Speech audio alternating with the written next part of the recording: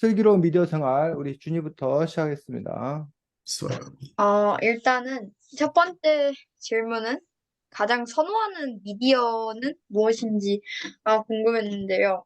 일단 저는 TV라는 미디어를 가장 선호하는데, 왜냐하면 다양한 채널들이 집합되어 있고, 그 채널들 중에서 자신이 원하는 것을 선택해서 볼 수 있기 때문에, 그 부분이 제 마음에 들었던 것 같고, 그 다음에 인터넷도 좋아하는데, 인터넷에서는 다양한 정보들이 수도 없이 매분 매 초마다 올라오기 때문에, 그 부분이 되게 마음에 들었던 것 같아요.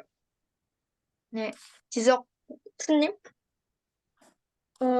저 같은 경우에는 집에 TV라고 하기에는 애매한 거, TV가 정확히 TV라고 규정할 게 없어가지고, 딱히 TV를 선호하는 편은 아니고요. TV보다는 핸드폰이나 아니면은 뭐 컴퓨터, 노트북 이런 쪽을 저는 선호하는 편입니다. 네, 그 핸드폰 다음에 같은 경우, 지석원님? 네, 지석원님? 네? 네, 지석원. 음, 어, 저는 두 가지 좋아하는데요. 게임과 영화를 좋아합니다. 일단 게임은, 그게 뭐야? 일단은 게임은 제가 뭐 어렸을 때부터 워낙 좋아했었고, 또 영화는 다른 뭐 TV나 뭐 아니면은 인터넷 유튜브 영상 이런 거랑은 다른 조금 긴장감, 웅장함 이런 게 있어가지고 제가 정말 좋아합니다. 네, 고은미님? 저는 유튜브랑 영화 좋아하는데, 일단 유튜브는 좀 짧게 짧게 여러 개 볼 수 있고요. 그 영화는 뭔가 길지만 그 느낌을 되게 생생하고 뭔가 영화 속으로 집중해서 갈 수 있는 재밌는 거여서 그런 것 같아요. 네, 그 다음에 하진님? 전 노트북이고요. 왜냐면 노트북으로 노트북 타자로 칠 수 있는 게 글이나 다른 걸 쓸 때 편하다고 느낄 수 있고 가장 그런 것들로 편안하다는 생각이 들어서 노트북이 가장 마음에 드는 것 같습니다. 네, 감사합니다. 그 다음에 선생님?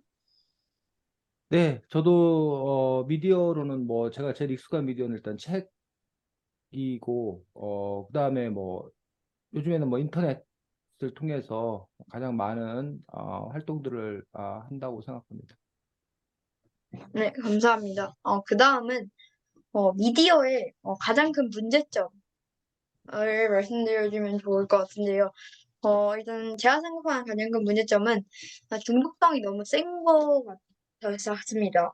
일단 뭐 유튜브를 본다고 하면 막 보면 막 한두 시간이 훌쩍 그냥 지나가고, 그다음에 다른 미디어들도 중독성이 매우 강하기 때문에 일상생활에 영향을 끼칠 수가 있고, 그런 것들로 인해 가지고 사회생활에 생길 수도 있기 때문에 뭐 이런 부분에 대해서는 미디어가 너무 중독성이 세다는 게 제 생각이고요.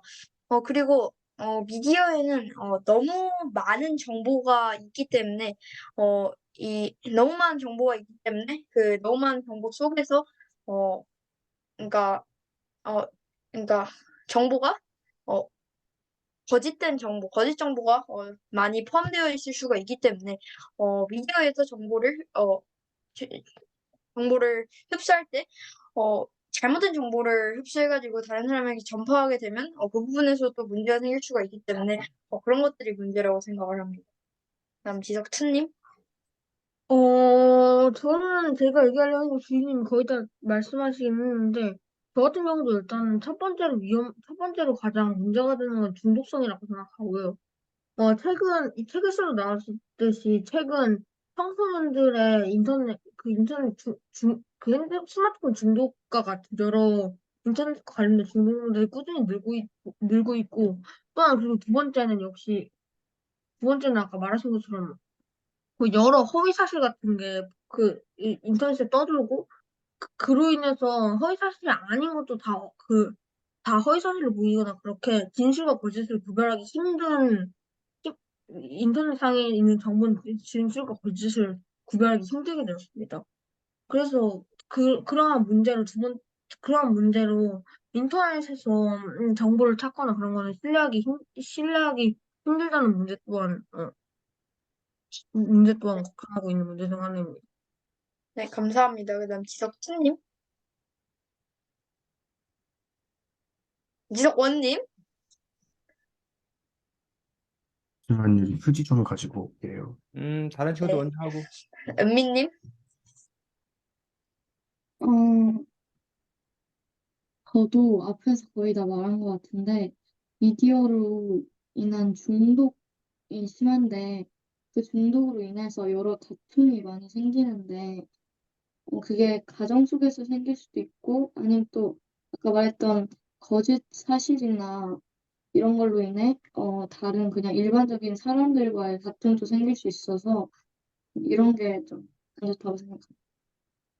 네, 감사합니다. 그다음에 하진님, 저는 사이버 폭력이 가장 문제라고 생각했는데, 왜냐면 최근 사이버 폭력이 늘고 있고, 그로 인해 피해도 많이 받고, 그 정서적인 영향도 크다고 생각해서, 네, 미디어 생활의 가장 큰 문제점은 사이버 폭력이라고 생각합니다. 네, 감사합니다. 그다음에 지석원님, 저는 제가 좀, 그, 그러니까 그 인터넷에 좀 문제점이라고 하시는데, 가장 큰 문제점 중 하나는 저는 그 개인정보 보호에 대한 보고 싶은데요. 이게 개인정보 유출이라고 보고 싶은데요. 이제 초연결 시대가 오면서 그 그냥 모든 뭐 플랫폼이나 이런 것들이 아주 빠른 속도로 연결되는데 그러면 개인정보가 조금이라도 유출되면 아주 빠르게 퍼지게 돼서 이런 그 문제점이 좀 크다고 생각합니다. 네, 그다음에 선생님, 네, 뭐 다른 여러 가지 많은 얘기도 해주셔서 저 같은 경우는 뭐 미디어 리터러시라고 지금 나오던데 그 미디어 리터러시의 뭐 부족, 부재 뭐 이런 것들, 그러니까는 미디어를 어떻게 올바르게 이해하고 활용할 것인 건가라는 부분들에 대해서 미디어를 그 이용하는 사람들, 그 수용하는 그런 사람들이 좀 더 주도적으로 그런 것들을 할 수 있어야 되는데 그런 것들이 과연 제대로 잘 되고 있는 건가라는 점에서 그런 문제가 좀 해결되면 아까 앞에서 말했던 문제들도 자연스럽게 해결될 수 있지 않을까라고 생각합니다. 네, 그다음 네, 전 여기까지 하겠습니다. 네, 수고했습니다. 자, 이 책이 책 제목부터가 이제 슬기로운 미디어 생활이라고 되어 있습니다. 그래서 이제 요 미디어가 도대체 뭔가라는 부분들에 대해서 우리가 정확하게 좀 이렇게 알고 넘어가야 될 그런 필요가 있습니다. 자, 준이, 미디어가 뭐야? 준이가 생각하는 미디어라? 어, 그러니까 미디어란 인터넷상이 아니다. 다양한 사람들이 정보를 공유하고, 그리고 거기서 자신이 유용한 정보를 얻을 수 있는, 그러니까 한 물체에서 인간이나 아니면 다른 사람에게 정보를 줄 수 있는 그런 것을 전 미디어라고 생각을 합니다. 그렇죠. 준이가 잘 얘기했습니다. 우리가 보통 미디어 하면 이제 이른바 정보를 뭐 할 수 있는, 주고받을 수 있는, 정보를 주고받을 수 있는 매개체. 줄여서 그냥 우리가 뭐 보통 매체라고 얘기하는 거. 이런 것들을 다 광범위하게 우리가 미디어라고 이야기를 합니다. 그래서 우리가 텔레비전, TV 하면 이 TV가 그 기계, 기계로서의 어떤 그런 부분이 있어. 근데 과거에는 그래서 TV라는 것들이 방송국에서 프로그램을 제작해서 그거를 뭐야 송출해서 우리들에게 보여주는 그게 TV였다는 거야. TV라는 거. 근데 요즘엔 TV라는 기계로 우리는 뭐야? 유튜브도 볼 수 있잖아. 요즘에 또 OTT. 자기가 뭐 선택해서 볼 수 있다. 과거에는 그러지 않았어. 과거에는 기껏해야 우리가 뭐? TV 프로그램이 정해져 있고 채널 정도를 선택하는 거예요. 채널 정도를.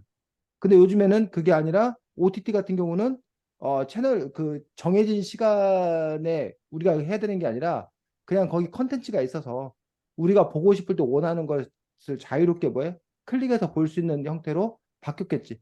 그러니까 그것들은 기존의 TV하고는 조금 뭐야? 다른 형태인 거지. 또 그 TV에 비해서 예전에 그 컴퓨터 같은 경우에는 그냥 자기 그 뭐야? 하드 디스크에 있는 것만을 갖고 뭘 했다는 얘기예요. 근데 요즘에 인터넷으로 연결되다 보니까 TV 프로그램을 뭐야 모니터를 통해서 볼 수 있게 됐잖아. 뭐 그런 점에서 이제 또 다른 것들이지. 근데 어쨌든 그럼에도 불구하고 이제 TV 모니터와 아 텔레비전 그 전에는 달랐었는데 이제는 그 두 가지가 서로 합쳐지는 복합적으로 그 일들이 이루어지는 그런 부분을 볼 수가 있고 뭐 스마트폰 같은 경우도 그 스마트폰 안에 TV나 인터넷 효과가 이제 다 되는 거지. 다만 다른 점들은 TV나 모니터가 크기나 이런 부분들 때문에 아 고정돼 있다 고정돼 있는 데 비해서 노트북은 갖고 다닐 수 있다는 거. 다만 노트북보다 이제 스마트폰이 훨씬 더 작은 크기로 갖고 다닐 수 있다는 것들. 그리고 영화 같은 경우에 뭐 만화, 웹툰 같은 경우는 장르가 다른 거지. 그 다 미디어인데 영화라는 장르가 있고 웹툰, 만화라는 장르가 있고 뭐 책이라는 소설이라는 장르가 있고 신문이라는 어떤 뭐 형태의 어떤 그런 부분들이 있고 그래서 그런 점에서 이제 담는 그릇이라는 어떤 그런 부분이 있고 장르라는 부분들이 있고 그런 점에서 상당히 좀 이것들이 혼재되어 있는 그런 상황들인데 어쨌든 미디어의 핵심은 결국은 정보를 주고받을 수 있도록 하는 어떤 그런 매체 모든 것들을 우리가 미디어라고 얘기하는 것들인데 과거에 비해 이 미디어들이 상당히 종류도 많이 늘어나고 그러니까 방식들도 다양해진 어떤 그런 부분들, 장르도 늘어났던 그런 부분들 속에서 그리고 이제 중요한 그 흐름들 자체가 이제 변했던 거지. 과거에는 뭐 신문이 왕자를 차지했었는데 미디어의 가장 대표 주자가 신문이었었는데 그것들이 이제 라디오로 넘어가고 라디오에서 다시 어디로 넘어가고 뭐 TV로 넘어가고 물론 그 사이에 또 이제 영화가 같이 대결을 벌이기도 하다가 그다가 최근에는 가장 그 미디어의 이제 대표적인 승자가 뭐야? 유튜브. 스마트폰, 유튜브 뭐 저기로는 유튜브고 뭐 이런 식으로 이제 뭐 넷플릭스, 영화관보다 이제 넷플릭스가 더 이제 더 많이 큰 인기를 끌고 있고 해서 어떤 그런 식으로 그 기존의 그 만화책에서 웹툰으로 이렇게 바뀌는 어떤 그런 부분들 뭐 이런 식으로 해서 어쨌든 그 미디어들도 이제 또 바뀌게 되는 것들이고 또 과거의 미디어들이 일방적인 생산자, 공급자가 있어가지고 다수의 대중들에게 일방적으로 퍼붓는 것이었더라면 이제는 그 미디어들이 서로 상호 소통하는 그런 부분들이고 또 일개개인 여러분 한 사람 한 사람이 언제든지 미디어의 생산자로 참여할 수 있게 되는 그런 점에서 또 이제 미디어가 많이 이렇게 바뀌게 되는 또 그런 부분들을 볼 수가 있습니다. 그로 인해 생겨난 좋은 점도 많고 또 그로 인해 생겨난 폐해들도 많고 그런 부분들을 갖고 있는데 어쨌든 이 책은 미디어 중에서도 특별히 좀 더 대중적인 뉴스라던가 광고, 영화, 웹툰, 게임 등 그러한 여러 가지 그런 미디어들에 관해서 어떻게 그 미디어들을 접근해야 되는지, 미디어들을 어떻게 우리가 수용해야 되는지, 또는 어떻게 생산해야 되는지, 미디어들 그 매체들은 또 각각 어떤 특성을 갖고 있는지 이런 부분들에 대해서 이렇게 나름 깊이 있게 다루고 있는 그러한 책입니다. 그래서 선생님 같은 경우는 개인적으로 웹툰이나 게임 같은 경우에 대해서 또 영화에 대해서 전문 지식이 없어가지고 잘 몰랐었는데 요 책에서 이제 그 각 장르마다 어떤 그런 특징들을 설명해 줌으로써 이해도를 좀 높일 수 있는 어떤 그런 경우였는데 또 여러분은 어땠는지 모르겠습니다. 자, 2등이 아까 누구였지? 지석이. 하진이? 윤하진. 하진이 네. 진행하겠습니다. 어, 저는 사람들이 미디어 속에서 꼭 지켰으면 하는 것인데, 저는 미디어 속에서 모든 사람들이 익명이기 때문에 그 밖에서 절대 하지 않을 말을 아무렇지 않게나 하는 경우가 많아 문제가 되고 있는데, 그래서 전 상대방을 깎아내리는 말이나 비하하는 말을 미디어 속에서는 미디어 속에서도 밖에서 않을 말을 안 했으면 좋겠다고 생각합니다. 그럼 윤지석원님, 잠시만 생각해 볼 수 있을까요?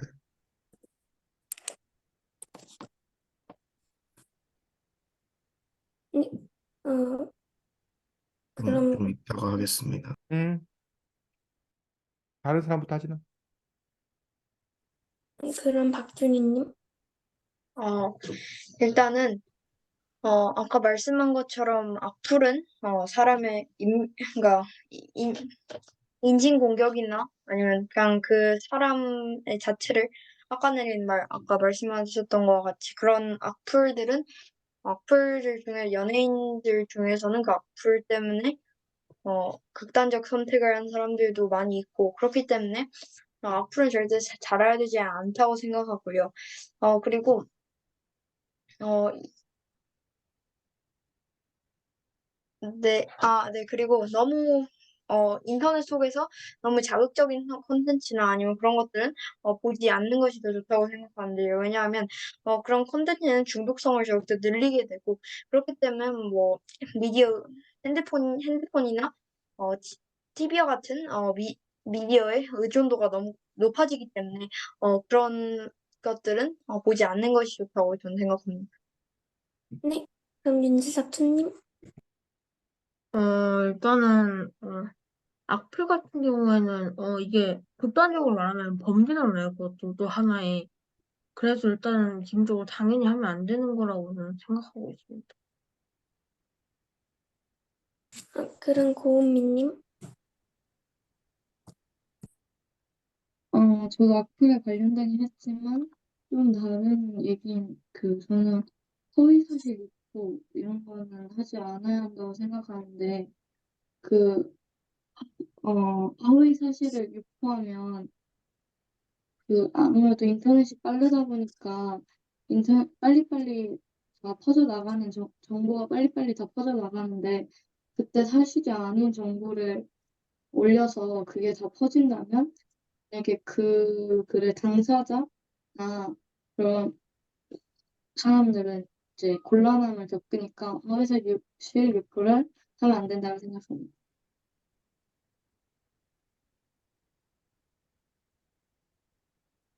그럼 선생님, 지석이 원 손 들었어. 다시는. 네.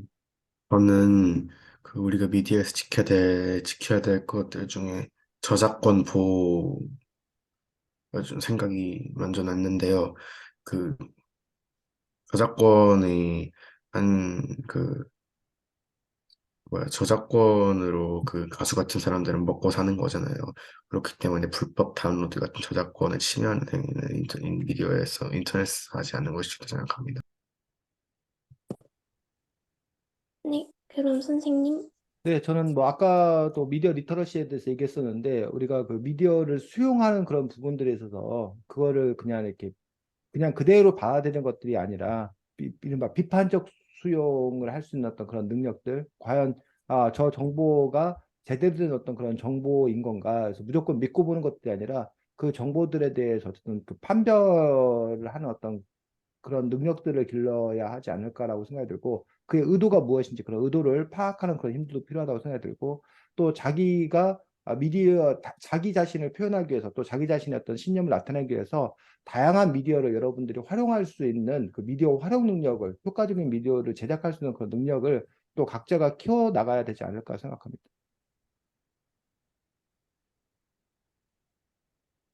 저는 여기까지. 네, 수고했습니다. 다음 진행하겠습니다. 은민이? 아, 어, 그 일단 첫 번째는 여기 미디어는 거의 다 소리로 이렇게 나오는데 여기서 여러분이 이제 좋아하는 소리와 싫어하는 소리는 어떤 건지 일단 저는 뭔가 되게 시끄럽고 엄청 막, 높은 이런 소리는 싫어하고 좋아하는 소리는 뭔가 좀 차분하지만 그래도 활기 있는 그런 소리는 좋아하는 것 같아요. 하진님? 네, 저도 조용한 소리나 너무 시끄러운 소리는 피하는 편이고, 좋아하는 조용한 소리나 악기 소리를 좋아하는 것 같습니다. 윤지석 원님? 근데 제가 싫어하는 소리는 지석이와 준이가 싸울 때 내는 소리고요. 그리고 좋아하는 소리는 고기 굽는 소리입니다. 박준희님? 일단 좋아하는 소리는 약간 그러니까 약간 그게 뭐라 해야 되지 이거를? 약간 그 여기 소란 자신의 소리. 소리 있잖아요. 약간 뭐 그 성당에서 종 울릴 때 그 딴 빵 막 이렇게 되는 그 소리 그 소리가 되게 마음에 들고요. 그다음에 싫어하는 소리는 손톱을 그 쇠에다가 어, 긁어가지고 그 나는 그 끼익 소리가 싫습니다. 지석이하고 준이가 싸울 때 그런 소리가 납니다. 윤지석 투님? 일단 저 같은 경우는 가장 좋아하는 소리는, 어, 유리잔 깨지는 소리고요. 그리고 가장 싫어하는 소리는, 음, 가장 싫어하는 소리는 뭐, 스티로폼 맞대어서 하는 소리, 그 소리 듣기만 해도 닭살이 오르는데, 어쨌든 그 소리고요. 난 유리병 깨지는 소리가 좋아하는 이유가 있는데, 얼마 전에 여기서 그 앞에 선반에서 뭘 꺼내려다가 깨트렸거든요? 유리병을. 근데 그 소리가 좋아서 기억에 납니다. 그럼 선생님. 지석투의 얘기를 들으면서 지석투 어디 가서 다 그런 얘기하면 변태라고 오해받을 수 있어, 지석아. 자, 어쨌든 뭐 개인의 취향이니까 존중하고 그렇다고 또 너 그 뭐지? 그 재활용 센터 이런 데서 그 뭐야 못 쓰는 병들 이렇게 깨트리는 적이 있거든. 거기 가서는 마음껏 해도 되겠다. 거기 가서는 마음껏 했는데 어쨌든 네. 독일에 쓰는 아, 접시 깨트리는 게 제가 그 재밌네요. 뭐 좋아하는 소리는 뭐, 뭐 많습니다. 좋아하는 소리 뭐 어쨌든 산에 갔을 때 이렇게 새들 뭐 지저귀는 그런 소리 아니면 이렇게 물 그 흐르는 그런 소리들 일단 기본적으로 마음이 편해져서 좋습니다. 제일 싫어하는 소리는 그 창문 같은 거 특히 그, 뭐 베란다 그 창문 같은 거 할 때 이렇게 끼익하는 그런 그 소리 같은 경우에 금속 마찰음 이런 거 가지고 소름이 쫙 끼치면서 입에 침이 막 쫙 고이면서 너무 힘든데 아까 준이가 그 싫은 소리 그 표현할 때도 막 얼굴이 막 저절로 뭐 이렇게 되는 그런 상상만 해도 싫은 어떤 그런 소리들이 있습니다. 네. 다음은 이제 미디어로 인한 좋은 점, 이득 볼 점, 이런 건데요. 저는 미디어로 인해서 뭔가 제가 공부를 할 때 몰랐던 내용, 이런 거를 검색해서 찾아보거나 그런 거의 개념이나 이런 거를 빠르고 쉽게 알 수 있어서 좋은 것 같아요. 어, 윤지석 트님? 미디어의 좋은 점은 살짝 아까 말했던 거랑 살짝 모순되는 거긴 한데, 정보를 쉽고 빠르게 찾을 수가 있습니다. 또한 그렇게 많은 정보가 있고, 그런 많은 정보를 이용해서 그 여러 가지의 자신이 지식을 쌓을 수 있는데요. 일단 이게 가장 장점이긴 하지만 그에 비해서 아까 말했던 허위 사실이 좀 많은 그런 단점도 있다고 저는 생각합니다. 그리고 아닙니다. 네. 네. 박준희님? 일단은 어, 미디어를 통해 가지고 일단은 사람들과의 상호작용이 매우 빨라진 것 같고요. 요즘에는 만나지 않아도 뭐 카톡이나 메신저나 아니면 뭐 전화를 통해 가지고 바로바로 만나지 않아도 바로바로 대화를 나눌 수 있고 뭐 이런 걸로 인해 가지고 뭐 사람들과 직접 만나기를 싫어하는 그런 단점도 있지만 그런 것 같고요. 그다음에 미디어에는 다양한 앱들과 그 앱들만의 각각의 기능이 있는데, 이런 것들을 통해 가지고 우리가 공부를 할 때, 그 공부 뭐 타이머나 그런 걸로 도움을 받을 수도 있고, 아니면 뭐 게임 앱을 통해 가지고, 재미를 쉽게 얻을 수 있다는 것이 장점인 것 같습니다. 네. 윤지석 원님. 일단 미디어의 대표적인 예는 정보 검색도 정말 좋은 이점이라고 보고, 그리고 저도 정말 정보 검색을 많이 하기도 하고요. 근데 하지만 제가 좀 좋아하는 미디어의 그 이득 볼 수 있는 점은 웃음입니다. 제가 웃는 걸, 웃긴 걸 되게 좋아하는데 인터넷에서 그런 거를 찾아보는 거를 정말 좋아하거든요. 그래서 저는 그런 점도 인터넷에 좋은 점이 있다고 생각합니다. 네. 하진님. 저는 미디어로 여러 가지 문화를 알 수 있고 세상의 그 새로운 소식들을 쉽게 알 수 있어서 좋은 것 같습니다. 이게 선생님.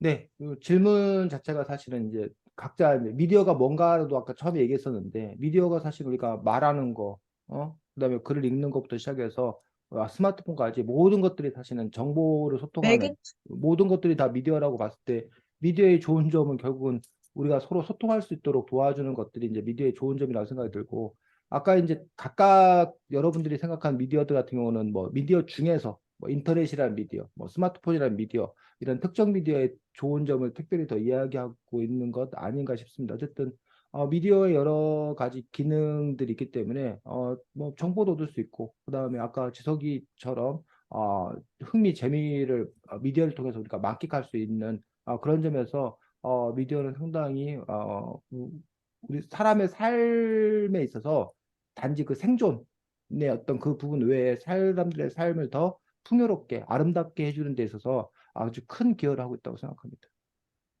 화장실 한 번만 갔다 올게요. 음. 저는 여기까지. 자, 은민이 수고했습니다. 자, 은민이가 아까 처음에 소리에 관해서 얘기했었는데 이 책 1장에 보면 미디어 언어라고 표현하고 있습니다. 그 미디어 언어로서 커다랗게 네 가지를 얘기하고 있는데 첫 번째 1장에서는 이미지에 대해서 이야기를 하고 있고 주로 이제 뭐 영상 이미지를 얘기하고 있지 이미지 중에서도 우리가 흔히 말하는 애니메이션, 그림, 뭐 이런 사진, 뭐 이런 것들이 다 이미지에 속하는 그런 부분들입니다. 그림. 어, 2장이 이제 기호와 도상에 대해서 이야기하고 있습니다. 근데 우리가 뭐 이미지 그것도 이미지 아니냐고 하는데 어쨌든 기호와 도상 상징으로 얘기할 수 있는 2장에서는 주로 그런 부분에서 다루고 있고 3장에서는 두 가지 다루고 있지. 지금 현재 우리가 뭐 두 가지가 아니라 몸짓 언어, 우리가 흔히 말하는 바디랭귀지라고 얘기하는 부분들. 그래서 말이 안 통해도 바디랭귀지면 어느 정도 해결이 된다라고 뭐 이렇게 말할 정도로 바디랭귀지에 관해서 얘기를 하고 있고 사실은 바디랭귀지가 가장 이렇게 원초적인 그런 언어라고 볼 수가 있습니다. 사장에서는 아까 은민이가 제기했던 바로 그 소리에 대해서 이야기하고 있습니다. 그래서 그러면서 이제 이 소리를 이용해서 그 미디어의 그 효과를 더 높이는 그런 부분들. 그래서 처음에 영화가 나왔을 때는 기술의 한계, 기술의 부족 때문에 막 무성 영화, 그러니까 소리 없이 그냥 이렇게 그또 화면만 작동하는 그런 영화였었고 그러다가 이제 그 무성 영화에서 옆에 이제 그 변사라고 그러나 그런 사람이 그걸 설명하는 따로따로 가게 되는 거지. 그 다음에 나중에는 이제 뭐 더빙 한다거나, 그 다음에 지금 요즘에는 이제 현장에서 직접 그 녹음한 걸 그냥 그대로 들려주는 어떤 형태들. 근데 그거 외에도 이제 일부러 그 효과를 높이기 위해서 음악을 사용한, 음향이라고 보통 이제 통칭하는 음향 효과를 넣어줌으로써 훨씬 더 이제 그 효과를 극대화시키는 것도 볼 수 있고. 여러분 게임이나 뭐 이런 것도 마찬가지지. 게임 같은 경우도 그 음향이 들어간 경우야 음향이 들어가 있지 않은 경우는 그 천양지차인 경우도 있고 요즘 뭐 유튜브 같은 거 그 제작하는 그런 사람들도 적절하게 이제 그런 배경음악을 깔아줘야 더 그 효과를 이렇게 높이는 그런 경우를 볼 수 있습니다. 그래서 이 책에 따르면 심지어는 뭐 쇼핑을 하는 데서 어떤 음악을 깔아주냐에 따라서 그 매출이 달라진다라고 할 만큼 인간의 그 심리와 그 소리에 관해서 어떤 그런 상관관계들 이런 부분들에 대해서 지속적인 그런 연구가 있고 이 책은 그와 이제 반대편에서 저쪽에서 의도를 갖고 너희들에게 그런 소리를 통해서 너희들을 지배하려 드니 그 집에 너희들이 뭐 하지 않으려면, 넘어가지 않으려면 너희들은 또 어떠한 방어 기제를 가지고 있어야 되느냐, 어떤 비판적인 태도를 갖고 또 바라봐야 되느냐, 라는 점에서 이제 그 양날의 칼이겠지. 그러니까 나중에 준이가 파는 사람이 되려고 하느냐, 그렇지 않냐라고 어떻게 하는 경우에는 준이가 이제 어떤 기업에서 마케팅 하는 사람이에요. 그럴 때는 요 음향, 소리를 이용해서 어떻게 내가 효과적인 마케팅을 할 거냐, 이런 부분들이 이제 준이의 과제일 거고, 반면에 이제 그런 소비자들 입장에서는 물론 이제 그 필요한 물건을 사고 뭐 즐기면 좋은데 때때로 필요하지 않은 물건인데도 불구하고, 또는 그 물건의 가치를 정확하게 판단을 못하고 이런 소리나 이런 것들에 의해서 자기가 무의식적 지배를 당함으로 인해서 과도한 소비를 한다거나 불필요한 소비를 한다거나 이런 문제를 지양하기 위해서 그 문제를 간파하고 어떻게 해야 될 것인 건가, 그런 부분에 대해서도 이 책은 제기하고 있는 그런 측면들을 또 볼 수가 있습니다. 자, 다음 지도권 하겠습니다. 일단 첫 번째 주제는 어, 만약 세상의 모든 소리가 완전히 사라진다면은 어떨까인데요. 일단 저는 당연히 좋은 점과 나쁜 점이 있을 것 같은데, 일단 당연히 좀 나쁜 점이 부각될 것 같습니다. 먼저 인간은 언어를 기반으로 소통을 하는데, 그러니까 이 책에 나온 것 같이 이 책에 나온 것 같이 몸집 언어로, 그러니까 좀 그 말투나 이런 것도 엄청나게 큰 작용을 할지는 보통 언어를 기반으로 소통을 하는데, 그런 언어가 아예 그 무의미해지는 거니까 엄청 불편해질 것 같습니다. 그리고 지성님. 저는 살짝 지성님이 생각하시는, 아니, 저는 살짝 그 오히려 오프라인보다 지금보다 더욱더 온라인에 의존할 거라고 저는 생각합니다. 우리도 현재 살면서 실제로 이런 경우도 허다하다고 하는데요. 둘이 서로 같이 있지만 대화는 카톡으로 한다는 그런 경우도 지금 허다한 세상인데요. 이러한 같이 만나 있는데도 핸드폰으로 대화를 하는 시대인데, 지금 여기서 소리가 사라진다면 이게 아예 일상이 되고, 이런 온라인의 의존도가 더욱더 높아지는 경우가 발생할 거라고 저는 생각하고 있어요. 윤희? 응? 네, 저요? 네. 그러니까 모든 소리가 없어진다는 거는, 요즘 시대에 청각장애인 분들처럼 소리가 약간 안 들리다는 얘기인데, 요즘에도 청각장애인 분들을 위한 다양한 시스템들은 마련되어져 있어요. 대표적으로 뭐 영화나 유튜브에서는 자막을 달아준다거나, 아니면 다양한 그런 것들이 있는데, 그런 것들이 훨씬 더 활성화돼가지고, 청각을 이용하지 않는, 눈이나 뭐 다른 후각 아니면 미각 같은 후각 같은 걸로 이용할 수 있는 것들이 훨씬 더 활성화될 것이라고 생각을 합니다. 네. 하진님. 일단 일단 소리가 없으니 사람들 간의 언어가 사라져 소통이 힘들어질 것 같고, 그리고 수화가 좀 더 발달될 것 같습니다. 네. 은미님. 소리를 못 들으니까 아까 앞서 말했던 것처럼 애초에 소통이 거의 없어져서 뭔가 지석트님이 말했던 것처럼 온라인이 엄청나게 활성화돼서 되게 그냥 핸드폰이나 이런 뭘 하는 거를 아예 손에서 놓지 않을 정도로 좀 엄청나게 활성화될 것 같습니다. 음. 네, 저도 준희 씨 의견에 동감합니다. 청각 장애인들이 뭐 잘 살아가고 있는 그런 상황이기 때문에 저는 소리가 존재하지 않는다 하더라도 우리 일상생활을 사는데 문제 없지 않을까 싶습니다. 다만 형태가 바뀔 거라고 생각합니다. 뭐 이렇게 수어가 더 활성화된다던가, 아니면 어쨌든 뭐 사람들이 다 가슴에 모니터 하나씩 달고 다닌다던가, 그래서 이제 뭐야, 이렇게 앞에 뭐 이렇게 하고 싶은 얘기가 있으면 이렇게 글로 이렇게 뭐 이렇게 써진다던가, 뭐 이런 부분들. 그리고 뭐 가수라는 직업이 사라지겠죠. 가수라는 직업이나 아나운서라는 직업이 사라질 거고, 대신 이제 그 무용이나 뭐 이런 쪽에 몸짓 언어를 하는 사람들의 예술 활동이 더 많이 그 활발해지지 않을까라고 생각합니다. 그래서 저는 어쨌든 우리가 너무 이렇게 그 청각 장애인들이 소수다 보니까 비청각 장애인들 중심으로 세상을 이렇게 재편해 놓았는데 만약 소리 없는 세상이 된다라면 그냥 또 그 나름대로의 어떤 그런 방식으로 재편될 뿐 특별히 문제가 있지는 않지 않을까라고 생각을 합니다. 다만 뭐 음악의 즐거움이라던가 뭐 이런 것 아름다움이라던가 이런 것들을 누리는 기회가 사라질 거다. 사라질 거고 근데 이제 그런 아름다움과 재미는 또 다른 거를 통해서 아마 또 이렇게 사람들이 추구하지 않을까라고 생각합니다. 감사합니다. 그 두 번째 주제는 여기 다 게임을 한번 생각 꼭 해보셨을 것 같은데 그게 단순한 뭐 테트리스 같은 형식의 게임에는 좀 요즘에 유행하는 리그 오브 레전드 같은 게임을 한 번씩은 모두 게임을 해보셨을 텐데요.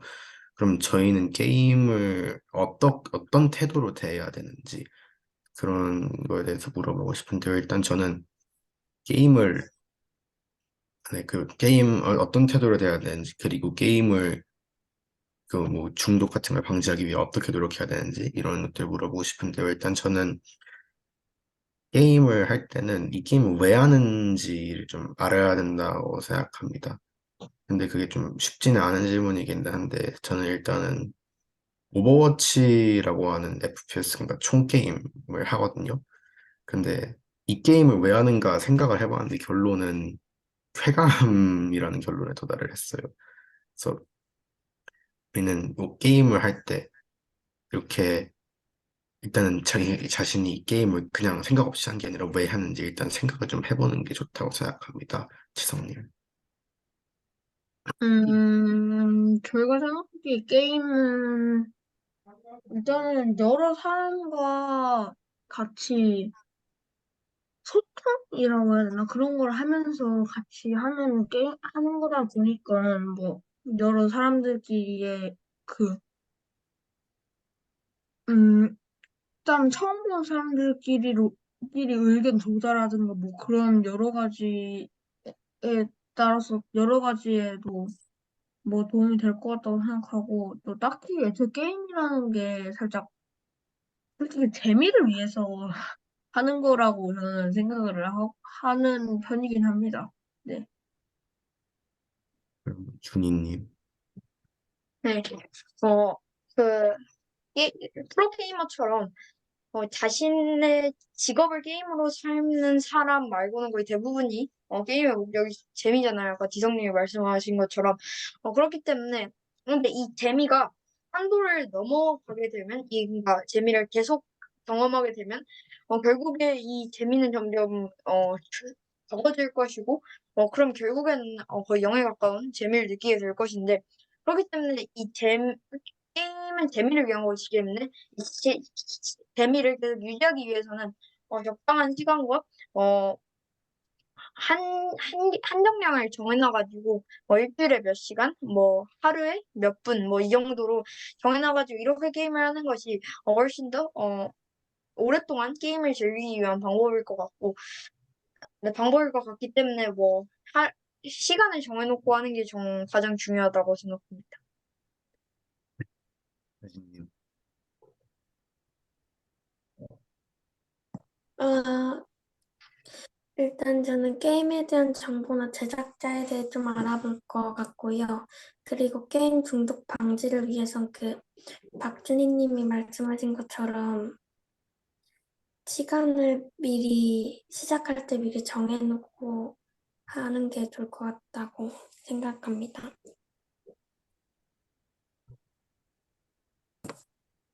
예. 윤미님.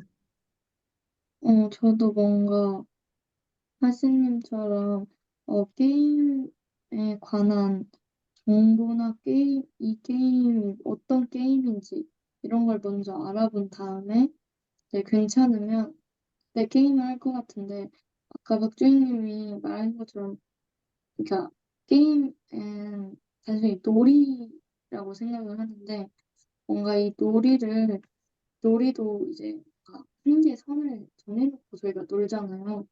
그것처럼 게임도 뭔가 선을 정해놓고 너무 과도하게 해서는 안 된다고 생각해요. 선생님. 네. 전 사실은 이 책을 읽으면서 게임이 미디어다라고 하는 부분들을 처음에 너무 낯설었었고, 게임이 뭔 미디어야, 미디어하고 게임하고 도대체 무슨 상관이야 라는 점에서 사실은 좀 이렇게 처음에는 이해하기 좀 이렇게 어려웠던 그런 측면들이 있고, 지금 역시 게임이 미디어다라는 것들이 뭘 의미하지라는 부분에서 내가 과연 얼마나 명확하게 받아들였나라는 점에서 사실은 좀 이렇게 의문을 가지고 있습니다. 그리고 이제 지금 여러분이 말하는 게임 같은 경우는 대부분 이제 막 컴퓨터 게임만을 얘기하고 있는 것 같은데, 이 책에서는 이제 그 게임이라는 것들이 컴퓨터 게임뿐만 아니라 그냥 뭐 장기부터 뭐 장기 두는 바둑 뭐 이런 것도 다 게임이고, 여러분이 무슨 뭐 아는지 모르겠는데 무슨 369 하는 뭐 그런 게임도 뭐 게임인 거고, 어쨌든 뭐 내기하는 거 이런 거를 다 이제 게임 요소로 이렇게 보면서 그런 게임의 변천에 따라서 뭐그 우리들에게 또 미치는 영향에 대해서 이 책은 또 이렇게 자세히 이렇게 분석해 놓고 있는 것들을 볼 수가 있습니다. 그래서 게임과 관련해서 저는 어쨌든 그 게임을 즐기는 오락성이라는 어떤 그런 측면들도 물론 강하다고 생각이 들고, 또 게임을 통해서 이른바 그 전략, 세상을 살아가는 그런 방식, 이런 것들을 간접적으로 배우는 의미가 있다라고 이야기를 하고 있습니다. 그래서 이른바 축구를 어떤 식으로 해석하냐면, 과거에는 우리가 야생에서 수렵하고 뭐 이렇게 서로 전쟁하고 싸우고 뭐 이런 것들을 가지고 있었는데, 현 문명화된 사회 속에서 과거의 어떤 그런 부분들을 지속할 수 없으니까 그것들 중에서 이제 실제로 뭐 누굴 죽이고 뭐 이런 것들을 순화시켜서 축구라는 그런 스포츠를 통해서 인간이 갖고 있는 어떤 본능적인 야성을 이렇게 뭐 표출하는 거다.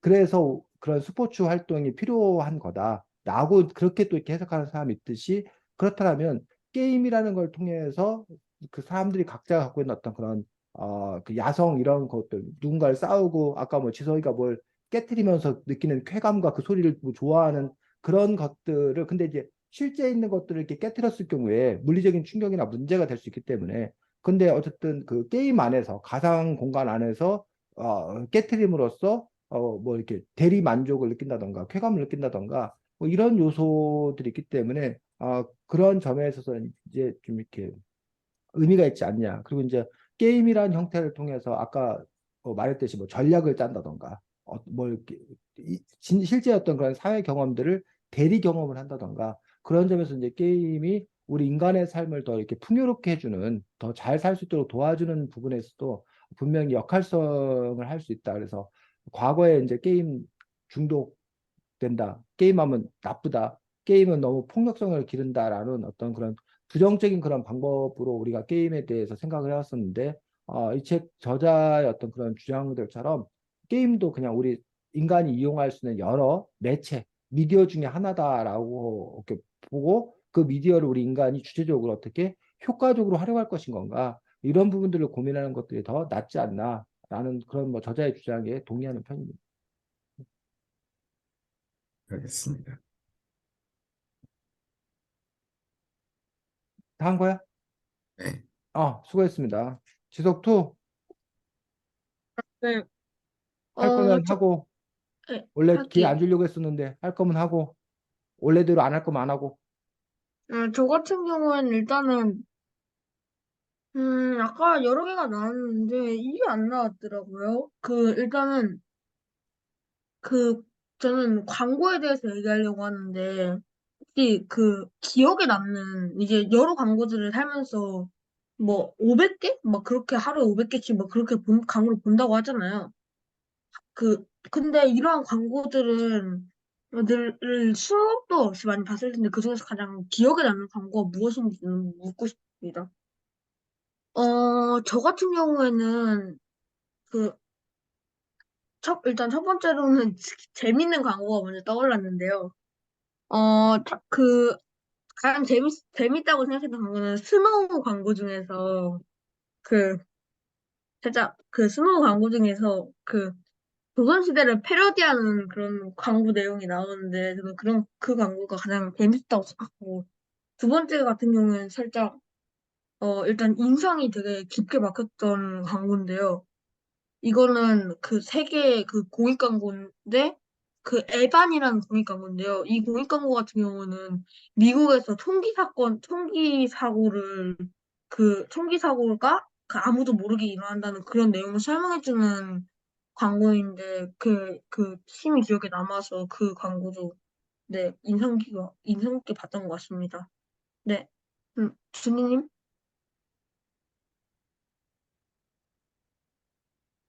준이? 음, 네? 음. 아, 조금만 더 고민하다가 말해도 될까요? 바로 지성님? 생각이 안 나. 질문을 한 번만 다시 얘기해 줄 수 있으신가요? 이해가 잘 되는. 가장 기억에 남는 광고가 아, 있는지. 잘못 들은 것 같네요. 네. 기억에 남는 광고. 저는 그, 그 무슨 손해배상인가 보험인가 광고였던 것 같은데, 거기서 이제 아재 개그를 광고에다 넣은, 아까 말하신 것처럼 좀 재밌는 광고의 형태였는데요. 아재 개그를 광고에다 넣어가지고, 좀 진짜 정말 기억에 남는 광고를 만들었는데 좀 신선했던 기억이 남는데 사람들이 보통 다 썰렁 재미없다고 하는 그런 거를 넣을 생각을 했다는 게 좀 신선했습니다. 아, 네, 알겠습니다. 하진님? 저는 학교에서 보여주신 공익 광고나 그 아프리카 기아 그 광고가 가장 기억에 남았는데요. 왜냐면 그 아프리카 기아들이 그 아프리카에 그 힘들게 살고 있는 아이들이 저랑 같은 나이인데도 너무 힘들게 고생하는 모습이 안쓰러워서 기억에 남았던 것 같습니다. 네, 알겠습니다. 그러면 은미님? 저는 뭔가 중독성 있는 그런 광고여서 뭔가 길지 않고 짧아도 계속 뭔가 외우게 되고 생각나는 그런 광고들이 기억에 많이 남는 것 같아요. 아, 네, 알겠습니다. 선생님? 네, 네, 준이? 네. 일단은 뭐 뭐 앉을 때 약간 뭐 이거 커블인가? 막 커블 해가지고 막 여기 이렇게 하는 게 있는데 막 커블해요 이런 광고인데 광고가 되게 기억에 남아서 네 그거 하고요. 그 다음에 이건 되게 치킨 광고인데 치킨에다가 그 김부각을 넣어가지고 막 김부각 치킨인가? 아 그걸 했는데 너무 맛없어 보이는 거예요. 그래가지고 그게 기억에 남았던 것 같습니다. 아, 네, 알겠습니다. 선생님? 네, 저는 TV가 없어가지고 광고를 볼 기회가 별로 없어가지고 가끔 광고를 보게 되면 와, 광고 재밌다, 신기하다 이러면서 광고를 봤던 그런 기억이 있습니다. 일단 첫 번째로. 두 번째로는 주로 이제 그 신문 같은 경우는 요즘에 이렇게 보다 보면은 그 신문 기사를 이렇게 읽어야 되는데 광고가 막 이렇게 있어갖고 조금만 그 잘못 건들면 광고 떠가지고 아주 짜증나는 그런 아, 부분들을 이렇게 봤었고 세 번째로는 뭐 이렇게 내가 뭘 검색하면 페이스북 이런 데서 내가 검색했던 게 바로바로 광고에 떠가지고 깜짝깜짝 놀라게 되는 그래서 그 내가 검색하는 걸 얘들이 다 알고 있구나 라고 해서 그 광고가 계속적으로 이렇게 따라 붙는 그런 점들이 현재 제가 이제 광고하니까 이렇게 떠올랐던 그런 이미지 그런 부분들이고 또 하나 마지막으로 얘기하자면 아까 준이가 이제 치킨 광고를 얘기해서 그러는데 치킨 광고 모델들에게 몇 억씩 막 이렇게 돈을 줘가지고 그래서 그 치킨 회사에서 광고비 지출 비중이 엄청나게 커가지고 치킨 값을 내릴 수 없다라고 하는 그런 부분을 보면서 차라리 광고하지 말고 치킨 값을 내리지라는 그런 생각을 제가 한 적이 있어서 회사들 입장에서 이제 광고를 통해서 그 마케팅을 많이 하는데 결국은 그 비용이 결국은 다 제품에 이렇게 전가되기 때문에 결국은 그 소비자들 입장에서는 뭐 광고를 통해서 자기가 그걸 알게 된다는 어떤 그런 지점도 있지만 결국은 광고 때문에 내가 그 치킨이나 이런 제품을 더 비싸게 사는 그런 또 이렇게 문제가 있지 않나라고 싶어서 광고가 과연 그렇게 많이 필요한 건가라는 점에서 사실은 조금 불만인 그런 마음도 있고 또 한편에서는 또 광고가 아니면 또 이런 그 뭐 TV라든가 신문 이런 걸 일단 저희가 이제 특별히 구독료를 내지 않고 보는 그런 부분들에서 그게 또 이게 유지될 수 없기 때문에 뭐 어쩔 수 없는 건가 뭐 그런 고민들을 좀 합니다. 네. 네, 알겠습니다. 두 번째 같은 경우는 첫 번째랑 맥락이 비슷한데, 이번에도 전에 나오지 않았던 건데, 뉴스 중에서 깜짝 놀랐던 그런 뉴스 같은 게 있는지 한번 물어보고 싶습니다. 저 같은 경우에는 가장 기억에 남았던 뉴스가 밖에 있었는데, 밖에서 버스 안에 있는 TV로 봤던 12구 참수 사건, 12구 참수 사건 보도됐을 때가 가장 기억에 남았던 것 같고요. 그때 밖에 있었는데, 깜짝 놀래가지고, 다른 여러, 아저씨들이 있었는데, 막, 살짝 되게 당황하고 다들 그랬던 기억이 납니다. 음, 지성님? 집에 TV가 없고 다르게 뉴스를 접할 기회가 없어서 뉴스를 접할 기회가 거의 없어서 저는 뉴스 때문에 충격을 받거나 이런 건 없는 것 같습니다. 네, 알겠습니다. 준이님? 근데 이 깜짝 놀란다는 게 뭐 그냥 그냥 기억에 남는 놀란다는 건데 해도 될 제가 그 뉴스를 그러니까 뉴스를 엄마가 보고 있어가지고 잠깐 보려고 들어왔는데 그래가지고 앵커가 말을 하고 나서 그 다음 장면으로 기자가 말하는 게 넘어가야 되는데 계속 안 넘어가는 거예요. 그래가지고 그 앵커가 계속 뭐 이렇게 하고 있고 그 앵커가 그냥 얼굴 한이 있는 게 계속 진행이 돼가지고 그 앵커가 처음에 끝난 줄 알고 나가려고 했는데 남아 있어가지고 계속 앉아 있다가 그게 기억에 남는 것 같아요. 네, 알겠습니다. 하진님? 방송사고. 요즘 교사들이 많이 인권 침해를 당한 뉴스를 자주 보게 되는데, 그게 좀 엄청 놀라게 됐기도 하고, 그래서, 네, 그런 뉴스가 가장 놀랐던 것 같습니다. 네, 알겠습니다. 은미님? 저는 오늘 학교에서 수업 시간에 어떤 선생님이 뉴스 하나를 보여주셨는데, 그게 뭐 편의점에 잠옷 차림 이런 거 입고 가도 되냐 하면서 뭐 이런 내용이었는데, 이걸로 애들 반응도 많이 나뉘고 해서 이게 그냥 오늘은 기억이 제일 남는 것 같아요. 네, 알겠습니다. 선생님?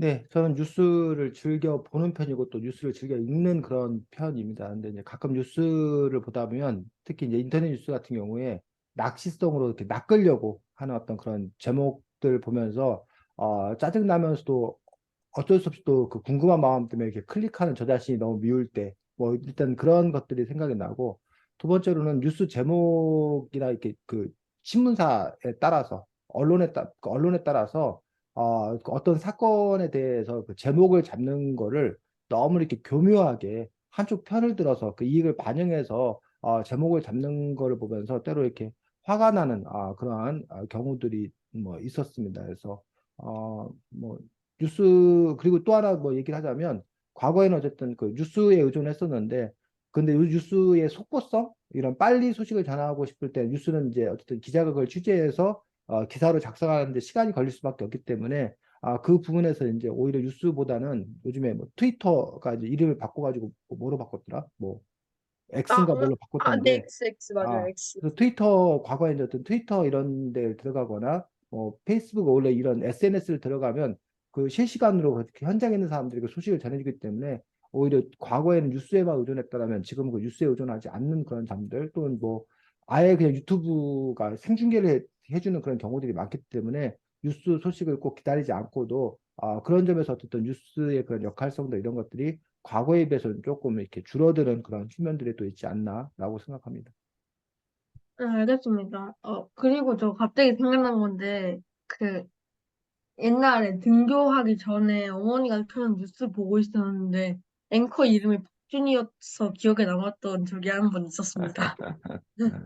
네. 그거 빼고는데, 이상입니다. 네, 수고했습니다. 지금 음, 어쨌든 여러분들 오늘 진행을 쭉 하면서 슬기로운 미디어 생활에 관한 이야기보다는 여러분들이 그냥 전통적인 일반적인 미디어 하면 떠오르는 그런 이야기들을 중심으로 더 이야기를 많이 나눈 것 같아서 선생님이 발언할 시간을 통해서 어쨌든 이 책의 이야기를 중심으로 얘기하려고 애는 썼는데 너무 이렇게 다루는데 좀 한계가 있었다고 생각합니다. 그래서 선생님 생각하기에 어쨌든 이 책에서 가장 중요하게 좀 이렇게 얘기해야 될 그런 부분들이 좀 있다고 생각이 들고 이 책의 작가가 지속적으로 얘기하고 있는 부분들도 여기 있다고 생각하는데 그것만 우리가 먼저 한번 살펴보고 나서 얘기하도록 하겠습니다.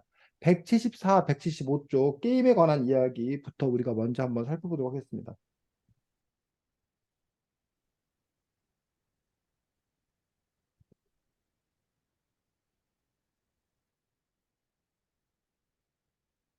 자, 174쪽에 마지막 문단 밑에서 셋째 줄 또한부터 누가 먼저 찾은 사람 읽어주기 바랍니다.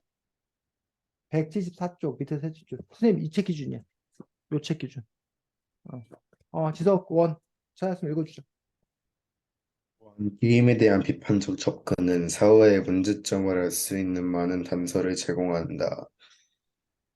한창 붐을 일으키고 있는 모바일 네트워크 게임은 자동 사냥, 과도한 현금 아이템 등으로 많은 비판을 받고 있음에도 높은 수익을 올리고 있다. 돈으로 레벨과 경험치를 사는 것은 물질 만능주의를 보여준다.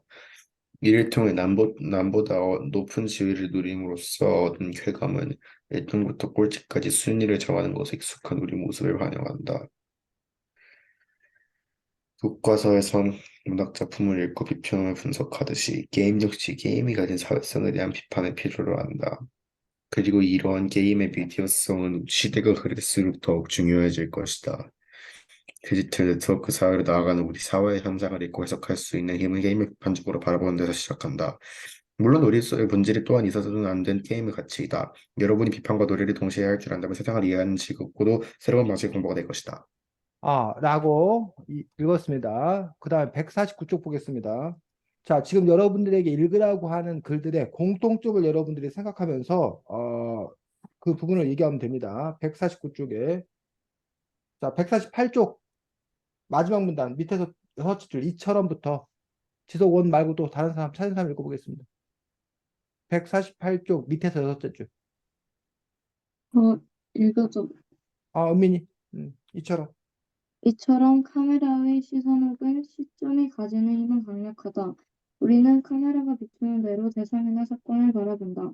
감독은 현실을 생생하게 재현하기 위해 다양한 카메라 기법을 사용한다. 하지만 의도적으로 카메라와 대상의 거리나 앵글을 설정하여 인물의 다양한 면모와 여러 인물의 시선을 보여주기도 한다. 따라서 영화는 때로 왜곡된 시선을 담아내기도 한다. 그러나 카메라가 비춘 인물과 대상을 통해 평소와는 다르게 더 깊이 들여다보거나 다른 각도에서 바라볼 수 있다. 특히 우리가 생각하지 못했거나 놓치고 있던 시점을 영화가 보여줄 때 그 영화는 우리의 삶에 더 깊은 울림을 줄 수 있다. 네. 그 다음 136쪽에 선생님, 잠시 아버지가 어, 불러가지고. 그래. 136쪽 역시 마지막 문단 미디어가 변해도 라는 부분 두 사람 저 말고 하진이? 아빠 부르셔서 잠깐만요. 그래 그래. 준이 찾았어? 저는 책이 없어? 저 다 읽고 지석이한테 빌려줘가지고 그랬어. 136쪽 지석이나 꽃민이가 어디 미디어요? 미디어가 변해도? 미디어가 변해도 그렇지. 미디어가 변해도 상품이나 서비스를 판매하기 위해 설득한다는 광고의 원칙은 변하지 않았다. 아무리 기술이 발달해도 소비자에게 파고드는 광고의 특성은 달라지지 않을 것이다. 원하든 원하지 않든 간에 우리는 이미 광고의 나라에 들어섰다. 광고가 부추기는 욕망에 휘둘려 길을 잃고 결국엔 자신마저 잃는 수용자 또는 소비자가 되고 싶지 않다면 해야 할 일이 있다. 문화의 생산자이자 소비자인 수용자, 즉 문화 생비자로서 광고의 광고를 주체적으로 읽고 평가하며 재생산할 수 있는 자세와 능력을 가다듬어야 할 것이다. 지소관 163쪽 그 마지막 문단 역시 스마트폰이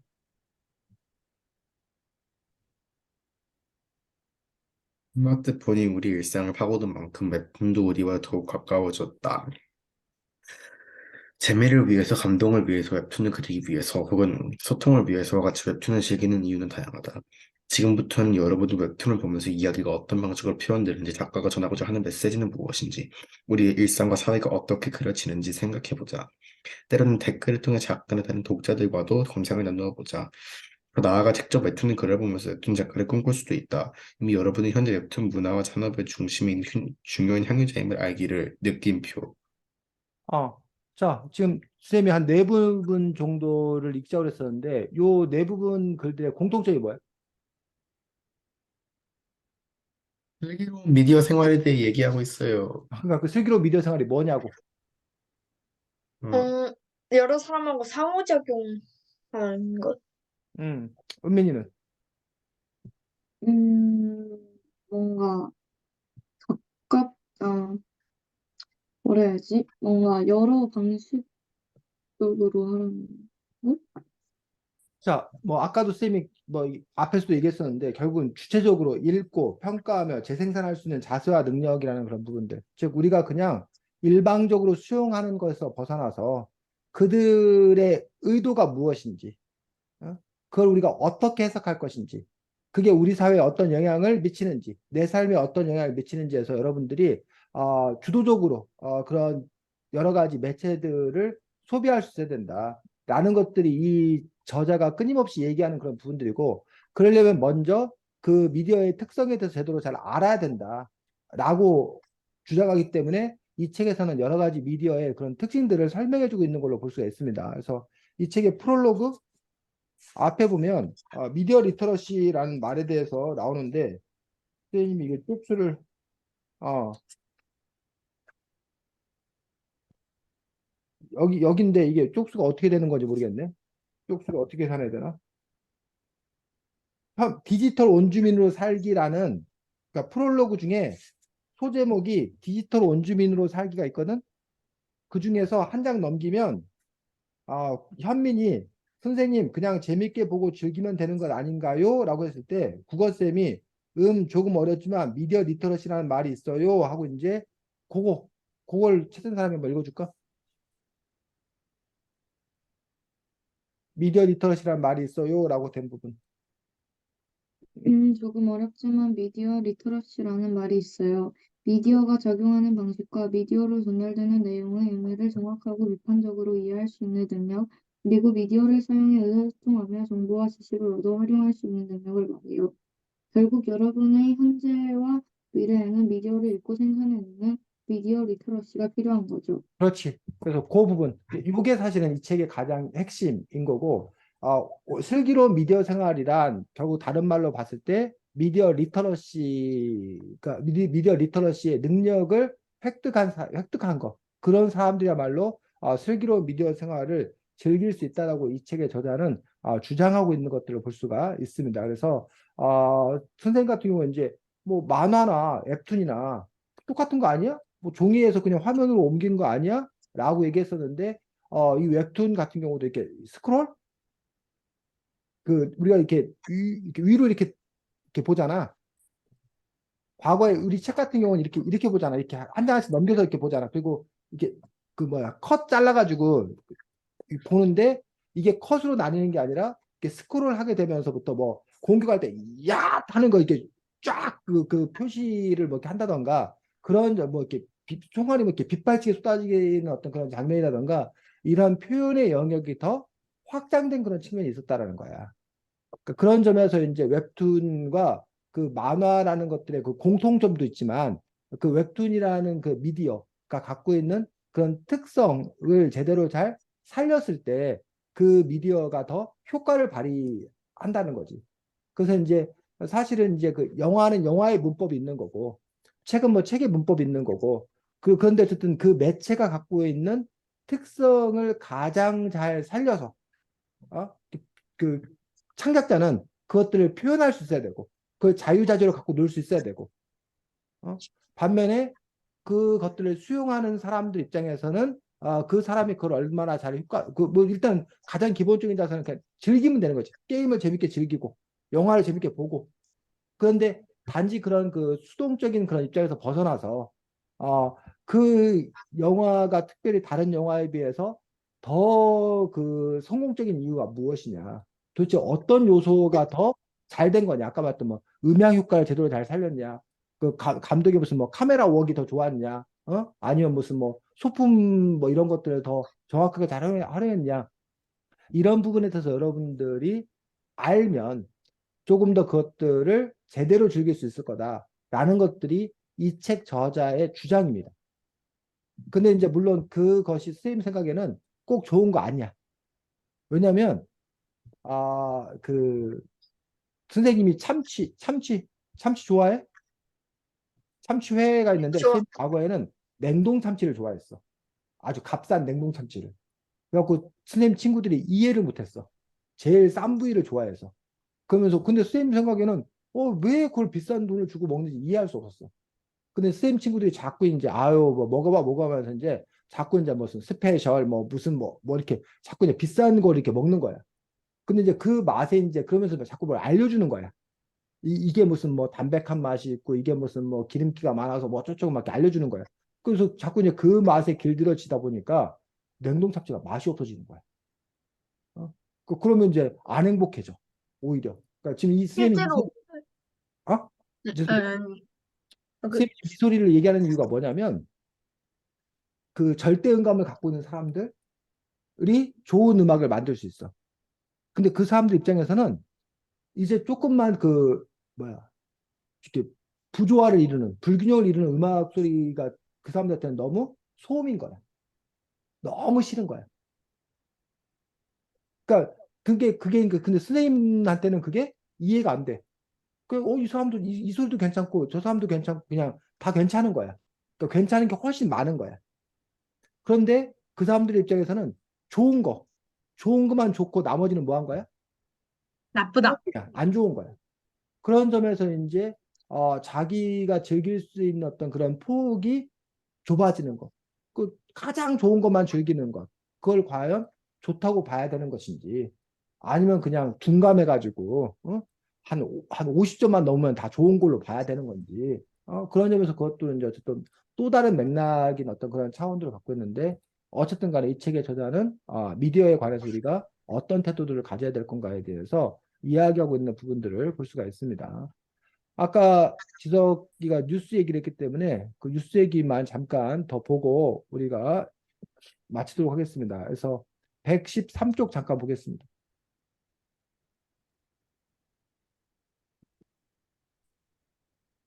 113쪽에 보면 게이트키핑이라는 용어가 나옵니다. 게이트키핑. 그래서 역시 두 번째 문단.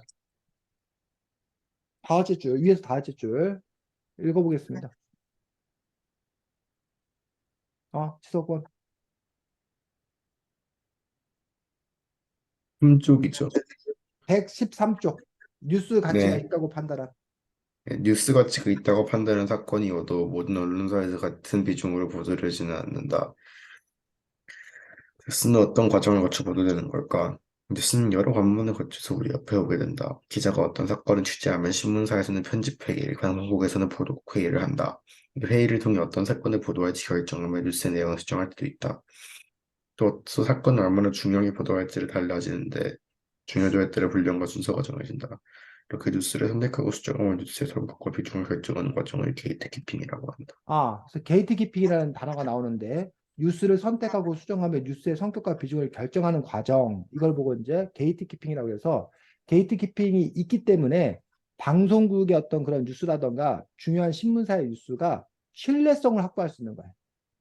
반면에 그 개인이 하는 유튜브라던가 아까 말했던 뭐 그 트위터 같은 요즘 X라고 하는 그런 트위터 같은 경우들은 이 개개인들이 1인 미디어로서 그것들에 참가해서 뭐 신속성이나 뭐 미디어에 참가한다는 건 좋지만 이른바 걸러지지가 않는 거예요. 그러다 보니까 그것 안에서 그 사람의 편파적인 또는 독단적인 또는 가짜 이런 것들이 그 뭐야 그냥 그대로 유포될 그런 개연성이 큰 거지.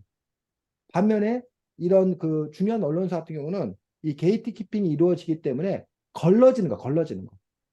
그래서 이거 사실 맞아? 이거가 보도되었을 때 누군가의 명예훼손이 되고 문제가 될 수 있는 거 아니야?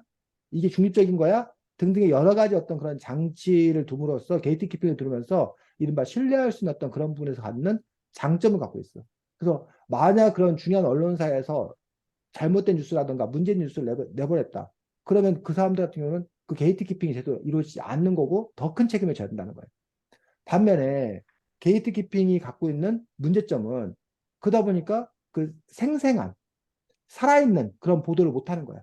그러니까 고은민 기자가 아무리 열심히 자기가 어떤 신념을 갖고 취재를 해도 윤지석 편집부장이 뭘 안 해버리면 게이트 키핑을 하면서 이거를 안 실어줘 버리면 방송이 안 나가는 거란 얘기예요. 그래서 이게 일선의 어떤 그런 기자들이 취재했다고 해서 그것들이 곧바로 뭐야? 그대로 방송의 뉴스로 나가거나 신문 기사로 나가는 게 아니라는 거예요. 그런 점에서 그러다 보니까 이제 그 지석기가 이른바 권력에 의해서 압력을 받거나 청탁을 받아가지고 어? 아니면 뭐 재벌에 의해서 이런 기사 내지 마 뭐 이런 거에서 지석이가 중간에 딱 틀어주고 있으면 아무리 기자들이 그 재벌에 대해서 비판적인 기사를 쓰고 정권의 잘못해서 기사를 써도 나가지 않게 되는 그런 점에서 이제 그 문제를 갖는다는 거지. 그래서 그런 점에서 여러분들이 뉴스를 바라볼 때 그 뉴스는 그 기자의 또는 그 회사에 뭘 담고 있다는 거야? 가치관과 입장을 담고 있다는 거야.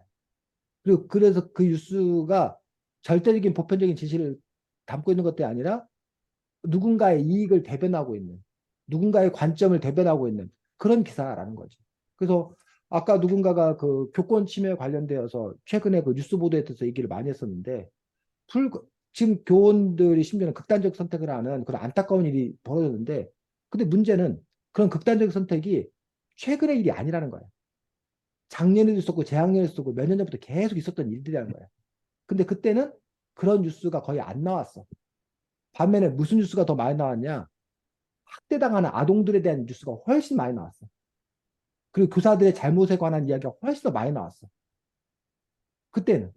근데 지금은 오로지 뉴스의 기사들이 교사들에 관한 이야기가 훨씬 더 이렇게 많이 나오는 그런 부분도 있다는 거지. 그래서 그런 점에서 여러분들이 이것들을 어떻게 해석할 것인 건가라는 부분에서 그 나름대로 어떤 그 의미가 있기 때문에 그것도 여러분들이 또 판단할 수 있는 힘이 필요합니다.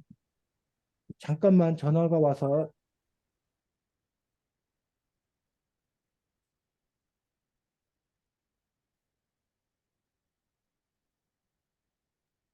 아유 미안합니다. 자, 다음 주에는 책이